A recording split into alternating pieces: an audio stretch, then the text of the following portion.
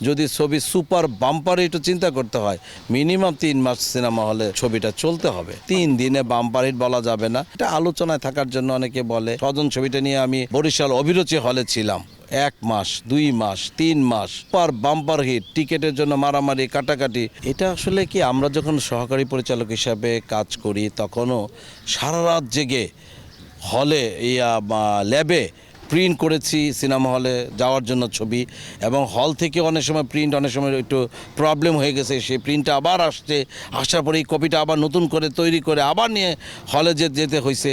এখানে সিট ভাঙাভাঙি ব্যাপার হয়েছে, কিছু হলে লাইট কমে যেত যখন তখন দর্শকরা চিৎকার করতো, এই চুরি করতেছে, এই করতে বিভিন্ন ধরনের কটূক্তি করতো। আসলে ব্যাপারগুলো আমরা তখন এনজয় করতাম, যে তখনকার দর্শক আর এখনকার দর্শকের মধ্যে অনেক ডিফারেন্স রয়ে গেছে। আমরা দেখেছি অনেক সোনালী যুগ দেখেছি, আমি 40 ইয়ার্স এখন চলচ্চিত্র জগতের পরিচালনা লাইনে আছি। আমি ডিরেক্টর হয়েছি তাও 25 বছর হয়ে গেছে। আলটিমেটলি আমার ছবিও ঈদে আমি রিলিজ করতে এখন পর্যন্ত সাহস পাই নাই। বড় ছবি রিলিজ হয়েছে এবং আমার উস্তাদের ছবি রিলিজ হয়েছে এবং আমাদের উস্তাদের প্যারালাল যারা ছিল তাদের ছবি রিলিজ হয়েছে। আমি উপভোগ করেছি, হলে গিয়েছি।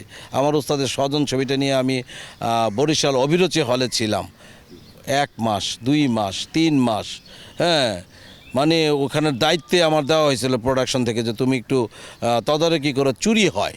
হ্যাঁ, আর্টিস্ট ছিল কাঞ্চন সাহেব, মৌসুমী, রুবেল সাহেব, ওনারা ছিল আর্টিস্ট। এবং সুপার বাম্পার হিট, টিকেটের জন্য মারামারি কাটাকাটি।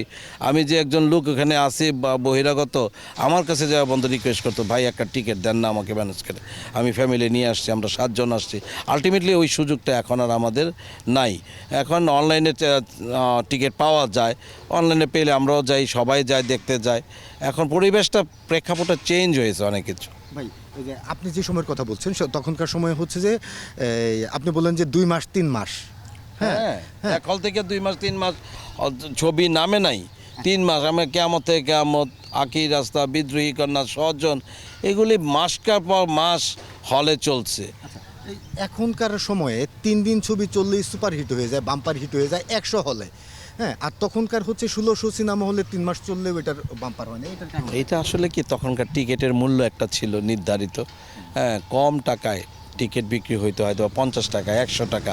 হ্যাঁ, টাকার মূল্য কম ছিল, মানে হিসাব করলে ওই এই বর্তমান যুগের সাথে প্যারালাল করলে একই ছিল। কিন্তু এখন সিনেপ্লেক্সের টিকিট হচ্ছে 500 টাকা। হ্যাঁ, একটি মানুষ যখন সিনেমায় দেখতে যায় তার পকেটে অন্তত 5,000 টাকা নিয়ে মানে এই সিনেপ্লেক্সে ঢুকতে হয়। কারণ কি, তার ওয়াইফ যাচ্ছে, তার সন্তান যাচ্ছে, তাদেরকে আপ্যায়ন করা, আসা যাওয়া খরচ সব কিছু মিলে 5,000 টাকা লাগে একটা সিনেমা দেখতে হলে।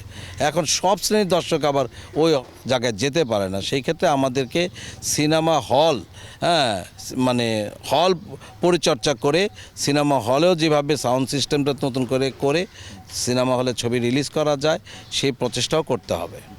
2 দিন 3 দিনে 4 দিনে 7 দিনে 10 দিনে ছবির কস্টিং কাভার করা সো টাফ। এটা বর্তমানে 160টা হলে হয়তো বা ছবি এই মুহূর্তে চলতেছে আমার জানা মতে। সেই জায়গা থেকে যদি ছবি সুপার বাম্পার হিট চিন্তা করতে হয় মিনিমাম 3 মাস সিনেমা হলে ছবিটা চলতে হবে। তা না হইলে 3 দিনে বাম্পার হিট বলা যাবে না, যত কিছুই হোক না কেন। এটা কোনোভাবেই কাম্য না, এটা আলোচনায় থাকার জন্য অনেকে বলে।